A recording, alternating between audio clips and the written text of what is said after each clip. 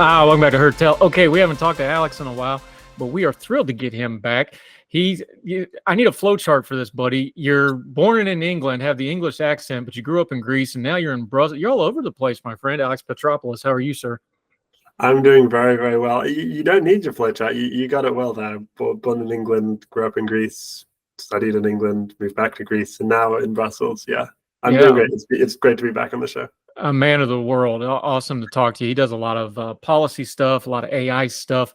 We're going to talk about something else because, buddy, I caught you. You were on Sky News doing an interview, and it actually kind of got my back up a little bit. I want to talk about this national service thing. We'll talk UK politics in a minute. But one of the things, Rishi Sunak, who has a very steep hill to climb to hold on to his premiership, most people think he's going to lose it for a lot of reasons, not all his fault. Some are his fault. We'll talk about the politics in a minute, but he did what I've heard a lot of politicians do in the UK. I've heard them do it in the US. Other countries, they do this. One of the things he pulled out of the rhetorical bag was to promote national service, either military service, civil service, etc. I've heard this a lot over the years. I hear it here. I hear it there. I don't like it. And let's do this. Let me lay a couple biases on the table. Okay. Mm-hmm. I did serve in the military voluntarily. We have voluntary military in the U.S. I went and I did military service. You did that interview with a guy, and the guy you had the interview with was closer to me than you because I'm a lot older than you. So I understand the argument. I have the lifestyle I have now because of that military background, because of the skills I got, paid for my education, things like that. Also caused some medical stuff that's been a problem, but let's stick to the positive stuff. I get the argument that it serves you, but I don't like this idea that we just pull it out of the bag and do a compulsory with nothing else. And I think you made the point, you're younger than me, you're one of those younger generations, like the compulsory point just for the political points for an older generation, that rubbed you wrong. And it was for not just that, but because it kind of goes to the heart of a lot of the political problems and this generation gap we're seeing in UK politics. That was your take on it, wasn't it? Yeah. I think you're spot on. Like the compulsory part is the bit that really just it turns it from okay, let's have a conversation about this. I can see the pros, I can see the cons. We can have a nice debate, and you can say, I'll maybe have some of my friends who'd say, I'd do that, and some of my friends would say, no, I'd never do that. And you say, okay, nice, but then you're saying compulsory. We're not even having that debate. We're saying there's some of the young people who might want to do this, some young people who will hate doing this, who's going to ruin their plans, and you're just throwing all that out the window. You're right. There are links to the broader aspect, and without touching on politics too much yet, it does just seem to be just this throwing away any prospect of winning a youth vote, all just for like this older boomer vote is what people my age would call it. I don't know if that's quite accurate with the age demographics, but the boomer vote in general. Yeah, we have the same problem here. Look, it's built into the system. Older people, more money, more influence, more experience. They've been around a lot longer. Politics is always going to be, especially when you get into things like welfare states, you're dealing with it with the NHS over there. We deal with it with things like Medicare over here. Look, the young working class is going to pay to take care of the elderly class. You can call it whatever you want. That's what it is. That's just reality. But then when you start getting into things like housing crises, job crises, I've had a lot of the UK friends that we work with, and they're just like, look, you're one of them. You're an expat now. You're in Brussels. Like, hey, I got to go somewhere else to work at least for a few years, and then maybe I can come back. It just rubs the wrong way and this is where I say, I think compulsory is the wrong idea. If you want to pitch this, incentivize it.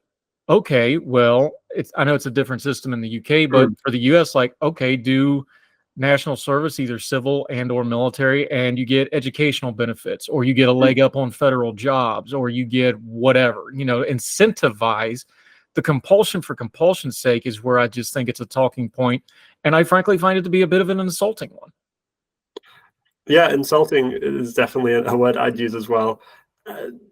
This idea that young people, like you say, are sort of, I have conversations with my friends in the UK, and they say that if Rishi won re-election, I genuinely consider just leaving, because at that point, I wouldn't see a path forward for myself as a country. Not myself, I'm talking on behalf of my friends, but my friends wouldn't see a path forward for themselves in the country, for them to actually be able to buy a house, for them to be able to live and prosper and build a livelihood, build the lives that their parents and their grandparents did actually succeed in. We're seeing for the first time a generation that is looking like it will have lower average wages than the parents' generation.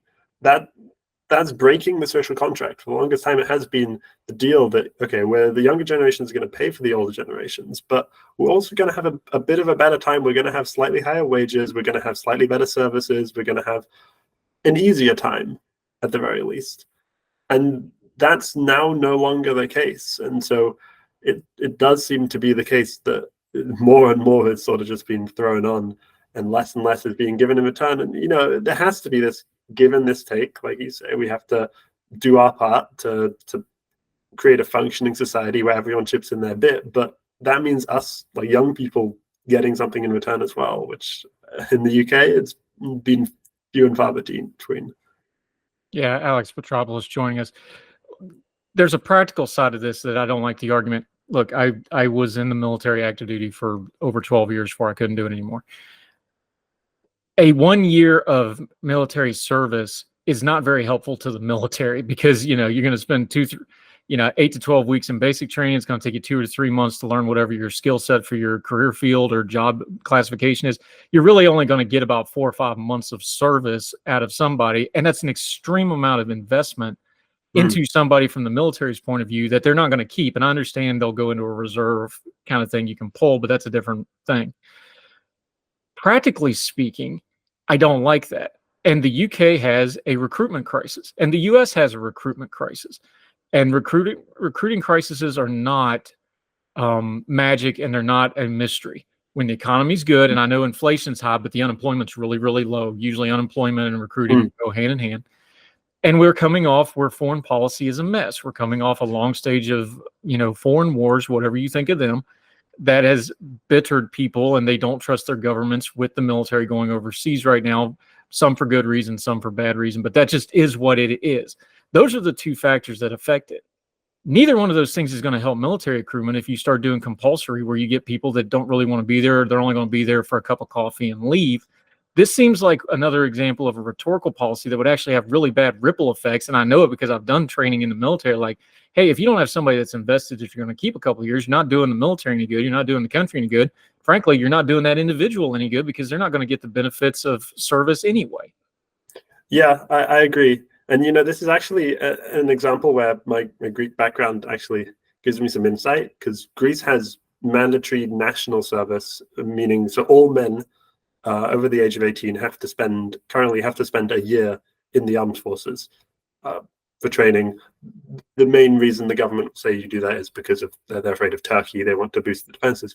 But in practice, what that looks like is you do your basic training, you learn all that, and then you spend the remainder of those 12 months just standing around, just standing, raking leaves, maybe peeling potatoes, maybe, but you're not actually contributing. You're not learning anything.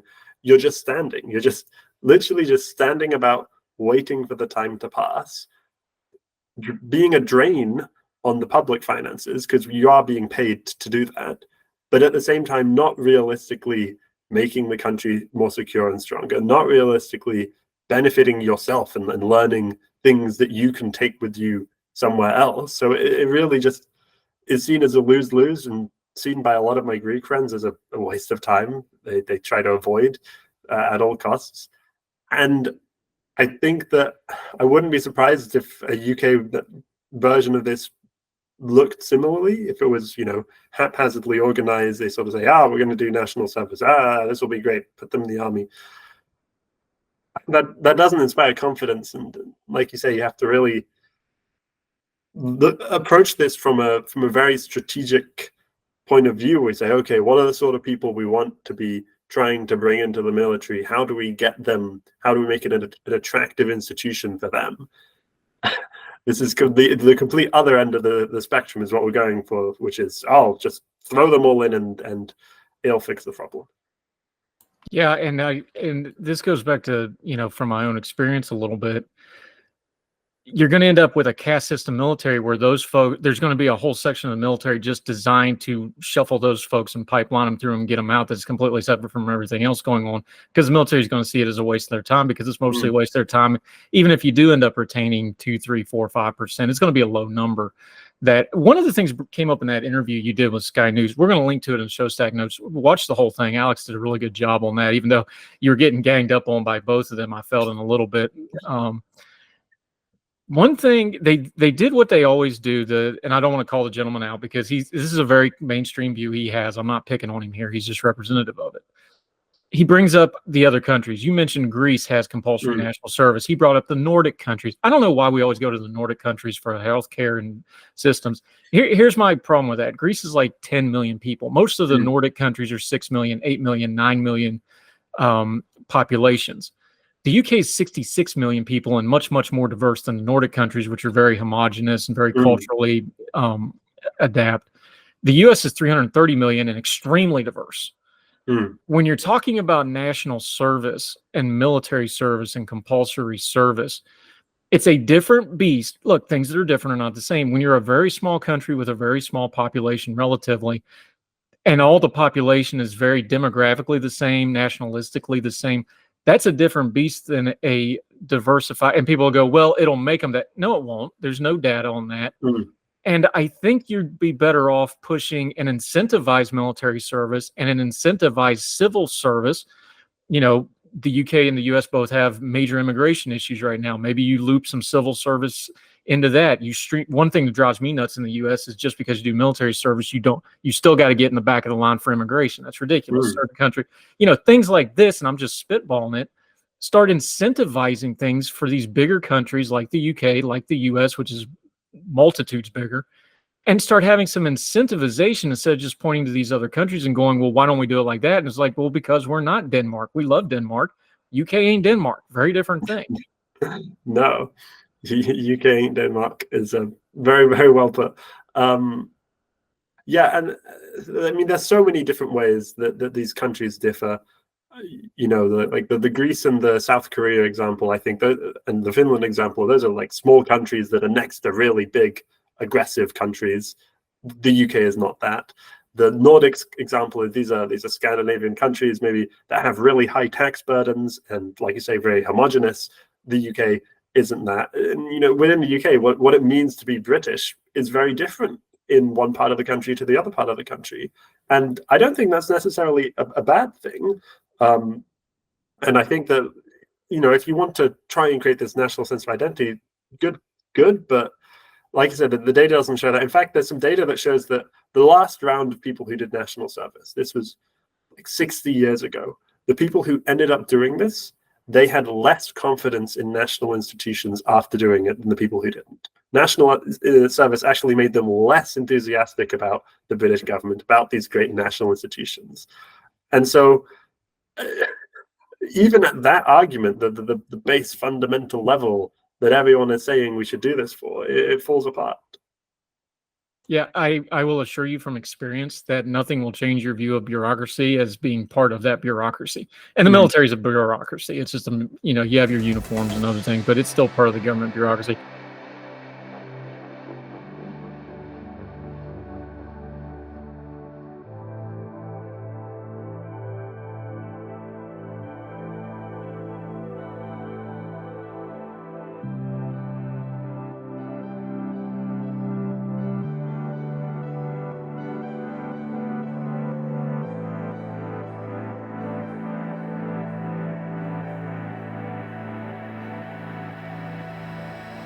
Alex Petropolous joining us.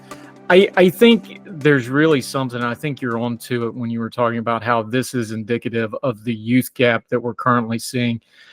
The US has this problem too, but especially in the UK, we've been covering this for a couple of years now. Things like the NHS, which is just gobbling up everything that's going on in the country. It's a fact of life. You can rail against it, but there needs to be reforms and it needs to have some conversation about it. And it's almost like it's this untouchable. I think it's a little, people are joking about it. It's the true religion of England. I think that's a little over the top, but you get the idea. The youth vote and the gap as this new generation is rising up and you pick whatever cohort you want, Zoomers, whatever you want to talk about. Let's just say the under 30 and rising, because that's really the group we're talking about. This is the group that things like the national service thing, when you tell them that, they recoil to it. But it's not just the national service thing, and you've already touched on a little bit, but just articulate it for folks is like, hey, all these other problems, and that's the one you're going to throw, that's the log you want to throw on this fire, not fixing housing, not working on job creation, not working on, the industrial changes in the Midlands, not working on, the immigration problem in the cities. That's the one they throw on because it's just a buzzword. Is it more than just rhetoric? How do you start talking to the younger voters? And these younger voters are now adults with kids. They're adults with careers. This is going to be the new generation in government in the next 10 years. How do you change the conversation from that boomer speak? I know that's an unfair characterization, but everybody knows what I'm saying when I say that. How do you change that conversation to something more productive of, okay, yeah, we have new ideas and no, we don't want it the way it works, but can you at least give us a hearing on some of this? Yeah, I think that to summarize what you said, my generation and the generation just above me's response to hearing national service was very much just, oh, come on, really? Like, we've been crying out about the problems that have actually been affecting us, and this is your response. But to answer your question of how you actually talk to the youth, I think the UK is a really interesting case study here, because across America and other Western countries, you've actually seen that youth has been shifting a bit rightwards. And this has been a response to maybe some of the problems that we've been facing not being addressed. And a lot of them, especially in the Anglosphere, like housing prices, come from maybe more too restrictive controls on the market, not allowing the market to build enough housing, and a feeling that like the economy is failing for young people. But in the UK, the youth vote as a whole hasn't shifted right. It hasn't gone towards the Conservative Party because of how crap the Conservative Party has been at delivering to young voters. And in fact, what you've actually seen is not the case that young voters don't care about things like immigration. You've seen a lot of young voters actually now swap over to, say, like Nigel Farage's Reform Party, because they're actually speaking to them and they're saying, look, this is an issue we see you caring about. We're going to tell you how it is. We're going to actually promise a solution. I think that UK politics has got to this point where it's got beyond young people are fed up enough that they won't actually listen even to what the Conservative Party would have to say. They're done. They're finished. They couldn't announce anything today that would change, in my opinion, a young person's mind about who decided who they were going to vote for. It will have to take a whole generation to change that. Even the alternatives, though, aren't exciting a lot of young people. There aren't many options that are getting people to say, wow, this is really what I feel is calling out to me. And that's indicative of the fact that nothing has been working for young people for so long.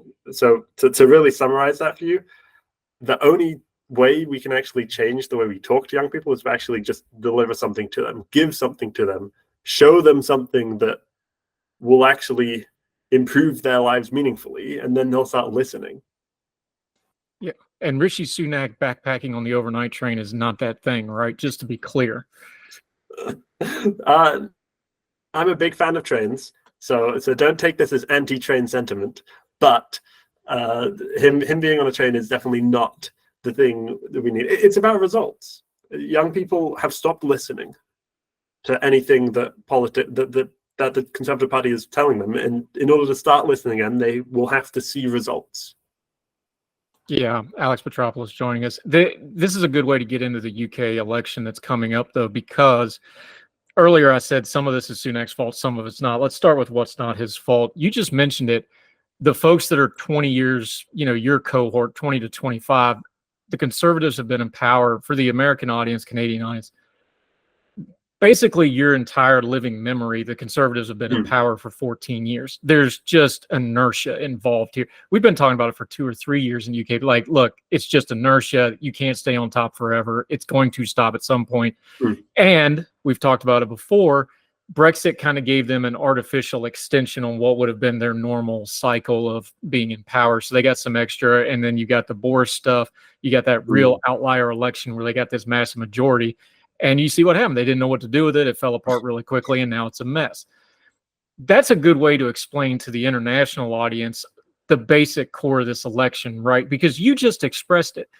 They've tuned out the Conservative Party, the Tories, whatever you want to call them, but they've just heard it literally. If you're 24, 25 years, you've heard it your entire life.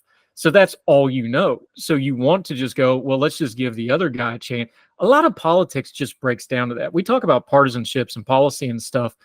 That's just kind of the reality of this election. And now they've called the general election to kind of just get it over with, I feel like. Isn't that the best way to explain this in basic terms? Yeah, there's Keir Starmer and the politics and the policies. That's really what's going on here, though, right? I think at a base level it is, it's useful to remember when having conversations like these that most people who vote aren't like me, won't spend all day like browsing Twitter, reading all the different manifestos, reading the policies, really saying, oh, well, they did this, they did that. Oh, well, if you compare this to this. No, people just look at what's in front of them. They look at the life and the quality of life they've been giving it. 14 years is the amount of time that the Conservatives have been in power. That is... To put that into context, they came into power when I was 9 years old. And they have been in power ever since. So I don't really see how you can, that carries through. And one interesting aspect of that is the sort of parrots this message is the Labour Party and their messaging. And their slogan for the election is just one word, which is change.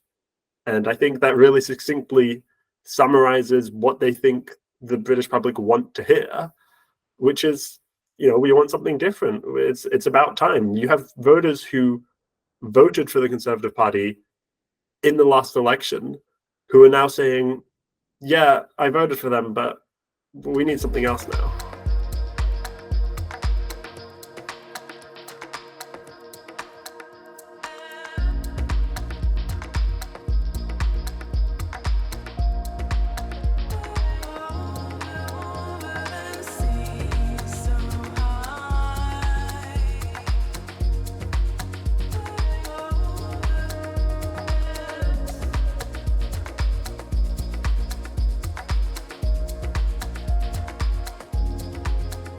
Yeah, Alex Petropolous joining us. I joke in U.S. politics that the biggest thing, and I stole this from my dad from years ago, so credit to my father on this, but he told me years ago, and the older I get, the more true it is. He's like, U.S. presidential elections come down to who people want to see on TV every day.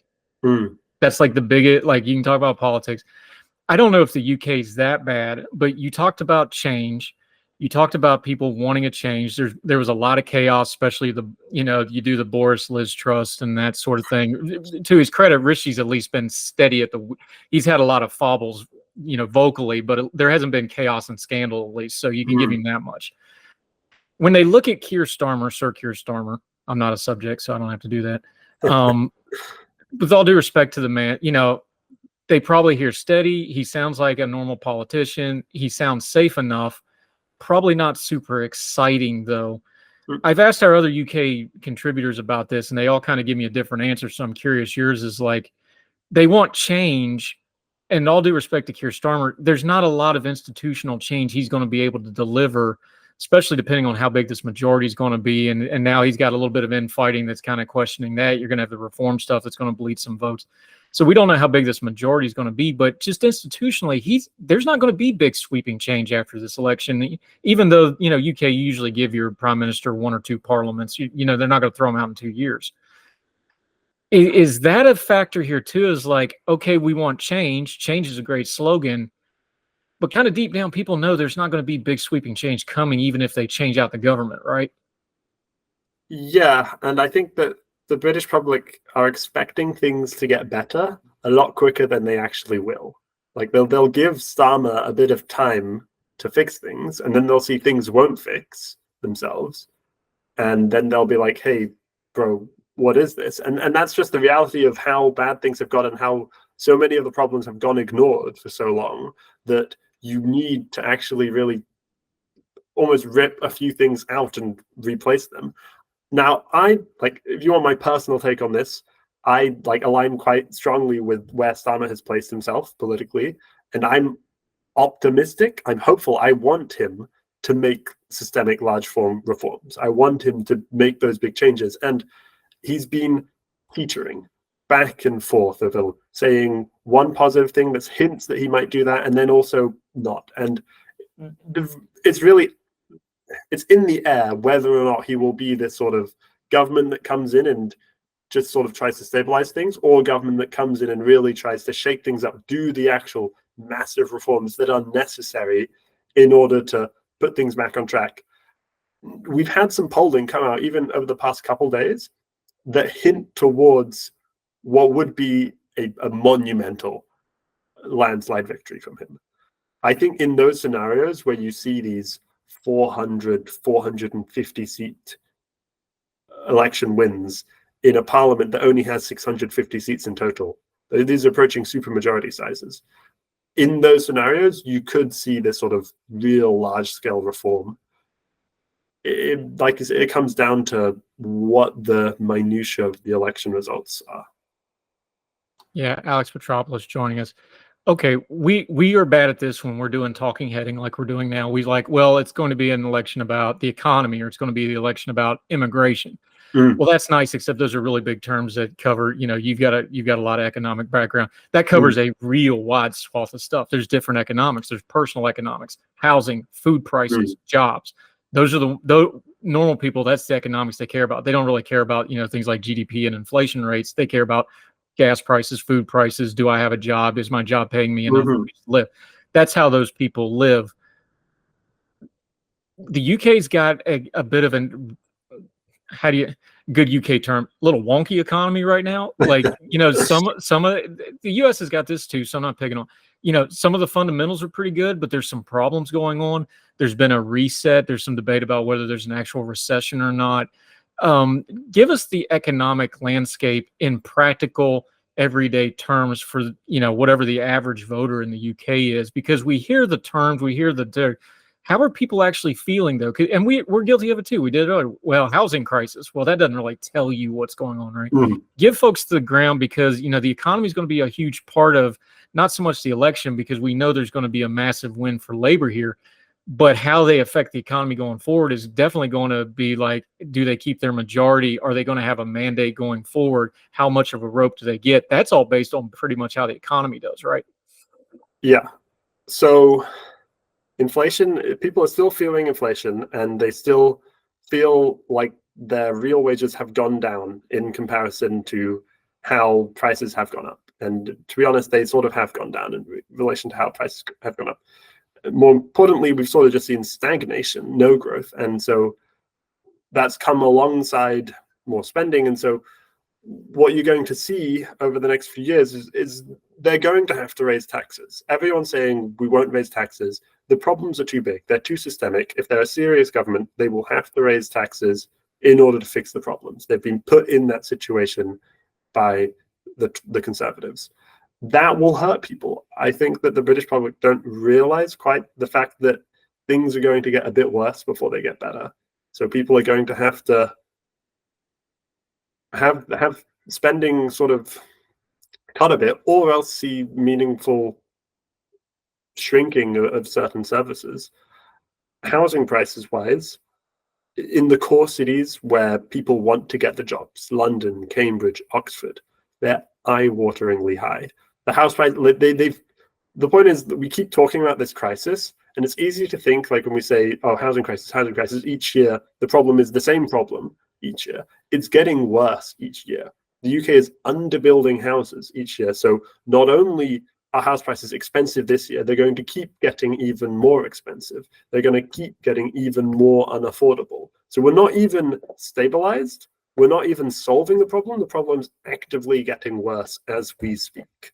So for young people, that's like a nuclear alarm level of warning, because they're just being priced out of being able to afford homes in the places where the jobs are.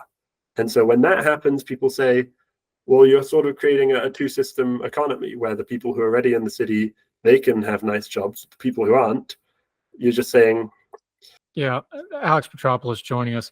The other one I mentioned there was immigration. That's been a hot button issue on a couple levels. You have some of the channel crossing stuff, which makes big news, but that's not changing a lot. That's something that's kind of always happened.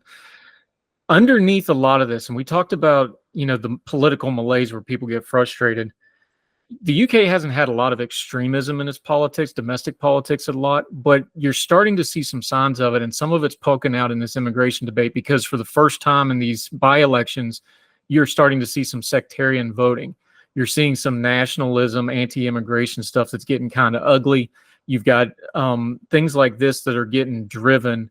So both sides of the extremist argument feed on crap like this. What can the new government, when they get in, or Sunak and his, the dying days of his premiership, probably ain't going to get a lot done. What does Labor need to do to at least feel like there's some stability coming on the immigration stuff, just for the overall good of the country, number one, and number two, to try to turn down the rhetoric a lot, because that's the kind of stuff that starts really seeping in if there's a feeling that it's out of control and chaotic, and it feeds both sides of extremism, and then it ends up with a lot of good, innocent people in the middle. So in the short term, the incoming Labour government actually is in an okay situation, in the sense that they've said publicly, we're going to bring immigration down. And, I'm a big fan of immigration. And so normally I'd be like, oh, I don't really like a party that I'm going to vote for saying this. But in practice, the immigration is already just going to fall. It's going to lower by itself as a baseline. We were sort of experiencing an artificial spike of pent-up demand that was held up from COVID and held up from Brexit, and we had a little bit of an artificial spike in immigration, and so immigration numbers will naturally come down. So over that short term, they'll be able to sort of say, look, we're lowering immigration and stopping the channel crossings. That really just involves working with France and sort of negotiating a deal. I see that as being on the table for them, since they aren't approaching the problem from a situation where they sort of look at France and go, whoa, why don't you do this? You're evil. You're the boogeyman. You're to blame, which is what the current government did. And then France went ahead and said, well, we're not going to help you. And look how that went. Over a longer time frame, however, immigration has been this thing that has been propping up the UK economy. It's been this thing that's sort of been plugging the holes and band-aiding over all the weaknesses that may have been present. You have to fix that in the long term. You have to either keep immigration up or change how immigration happens, or you got to fix some of those systemic holes. And the fact that the UK economy has still stayed about competitive with its peers, despite all these structural problems, is a sign for optimism. It means that things can get better. But with the removal of this band-aid, they could also get worse.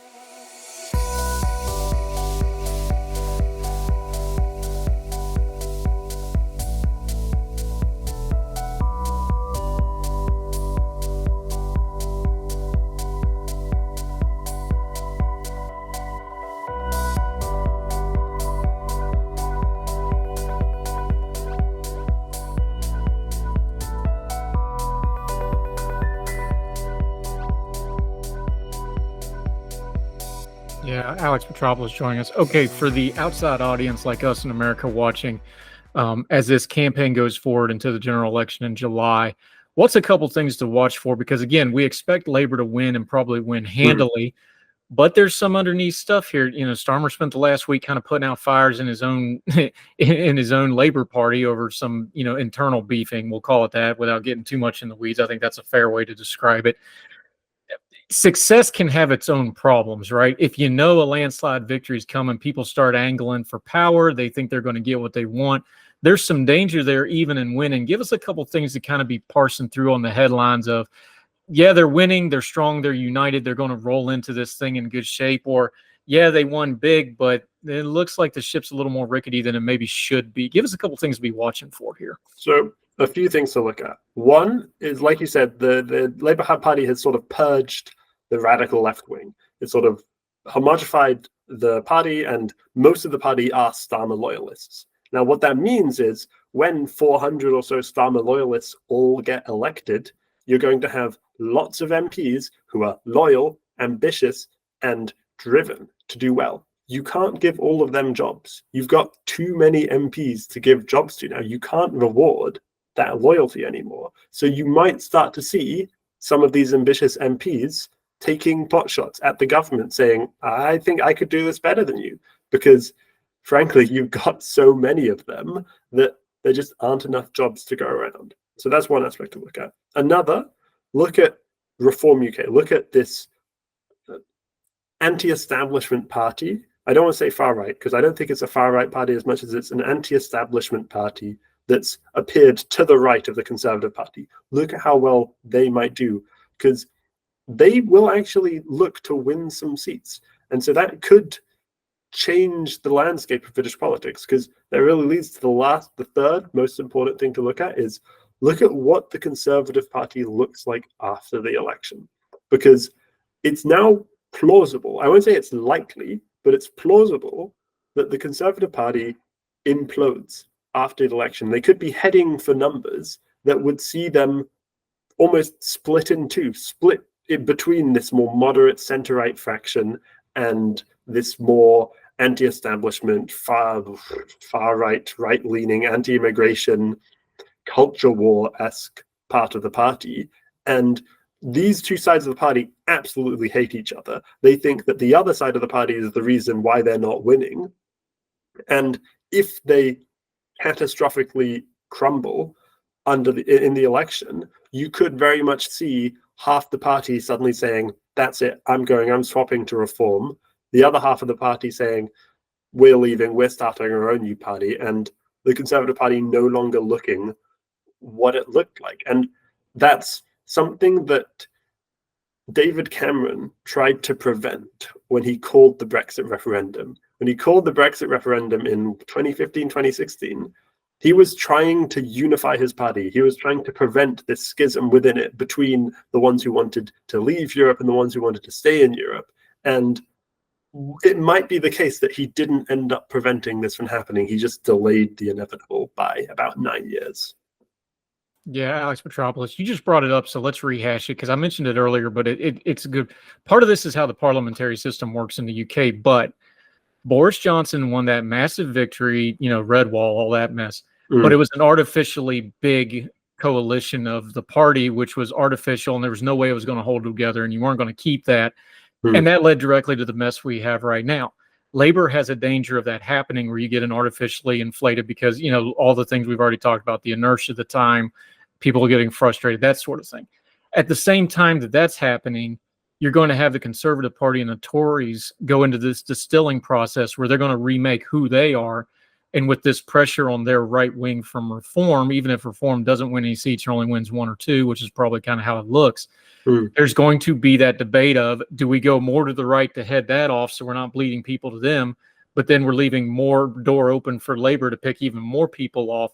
And those two things are going to be running parallel at the exact same time in real time. That's really the balance below just, whoever the PM is and, prime minister questions and the big shiny stuff. That's really where the action for the next year or two is going to be in UK politics. Is that a fair way to lay it out? That summarizes it really well. Yeah. Who wins? Like, is the Conservatives going to hold it together? Are they going to go off the rails to the right? I mean, they got a lot of loud voices that are kind of angling that way. Can Labor hold a coalition together? Again, that'll depend kind of on what the Conservatives do and whoever their next leader is. Do they get somebody charismatic that can stand up to Starmer and start pulling votes? Where do you think this goes after Starmer? If, assuming the sky doesn't fall, Starmer takes the reins here, come around August, how do you see this breaking out? It's very hard to predict because it could come down to which Conservative MPs actually hold their seats. Because you might get into this position where so many of them lose their seats that there's no longer even a sense of like, these are the elite still within the party that still have a say.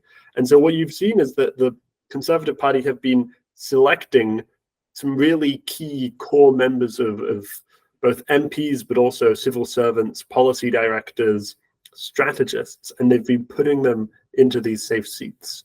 And so this is maybe Conservative HQ and the Conservative Party already trying to set the foundations for that rebuild, set the foundations for what that future could look like.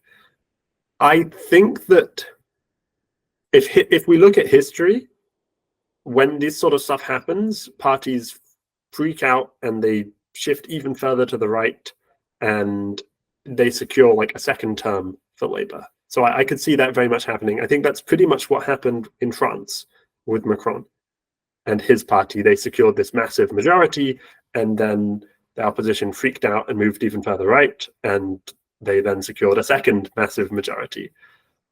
That being said, maybe there'll be enough voices within the party that say, look, we've got to reclaim the center ground. I think that, to be honest, if there is such a massive, these landslide majorities that we're talking about, the Conservatives can really already write off winning their next election 5 years later. It will be a two-term Labour government. And so there really have to be those big questions asked themselves, like, we're not even going to win in 5 years' time. We've really got to just reevaluate and ask ourselves, is this strategy that we're going to now pursue for the next 5 years sustainable even? Can you play the culture war stuff for 5 years, not win, and then continue it for another 5 years? I don't think that's a sustainable strategy.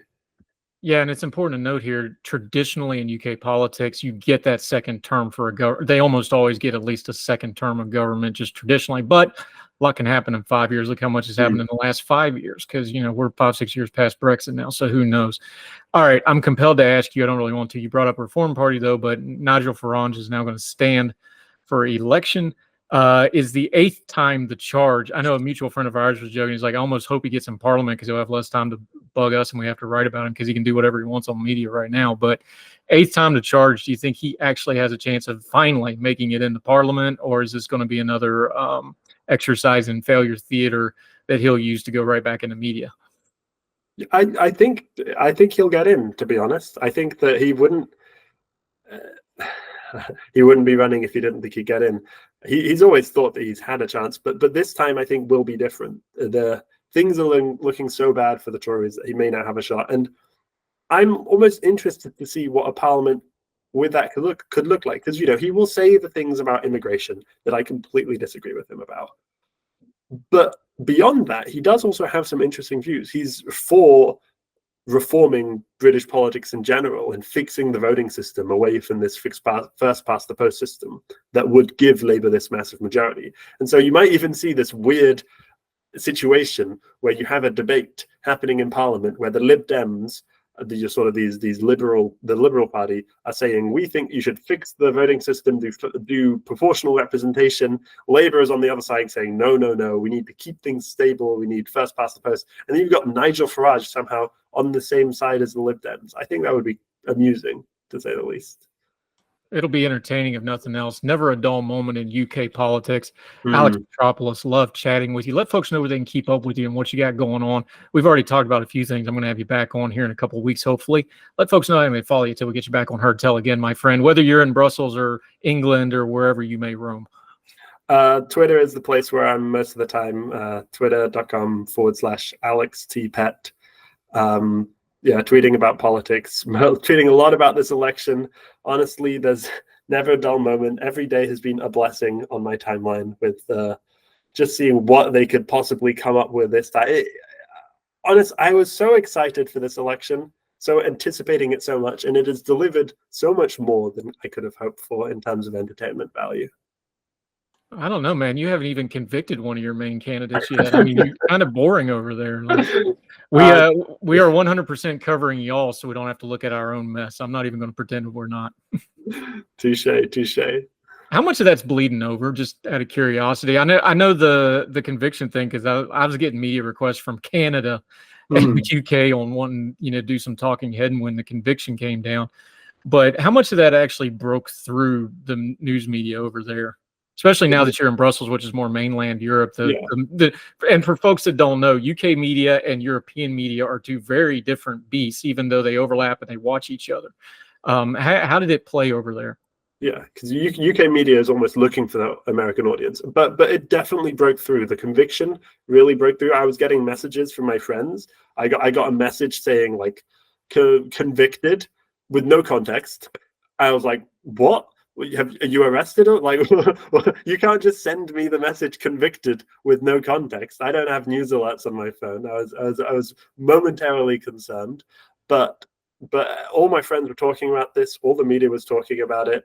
It's a big story. But beyond that, I think that the US election has sort of simmered down in UK and European media to just being this sort of battle between two old men.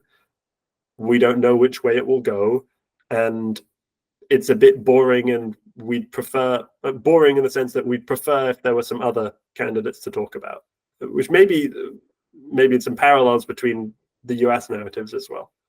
Alex Petropolous, appreciate the conversation, my friend. Always enjoy it. Appreciate your time. Have a good day, sir. Thank you very much. You too. Yes, sir.